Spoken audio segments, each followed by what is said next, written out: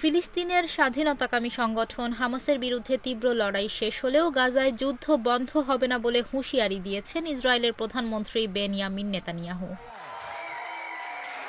রোববার ২৩ জুন স্থানীয় সময় এক সাক্ষাৎকারে ইসরায়েলের প্রধানমন্ত্রী বেনিয়ামিন নেতানিয়াহু বলেন, হামাসের বিরুদ্ধে তীব্র লড়াই শেষ হতে চলেছে, তবে হামাস নির্মূল না হওয়া পর্যন্ত যুদ্ধ অব্যাহত থাকবে।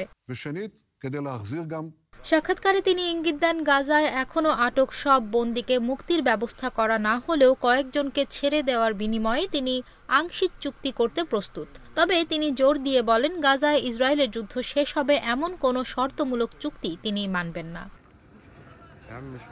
উল্লেখ্য, গত ৭ অক্টোবর ইসরায়েলে হামাসের নজিরবিহীন হামলার পর থেকে ফিলিস্তিনের গাজা ভূখণ্ডে অবিরাম হামলা চালিয়ে যাচ্ছে ইসরায়েল। টানা ৮ মাসেরও বেশি সময় ধরে চালানো এই হামলায় এখন পর্যন্ত ৩৭,০০০-এরও বেশি মানুষের মৃত্যু হয়েছে, আহত হয়েছেন ৮৬,০০০-এর বেশি।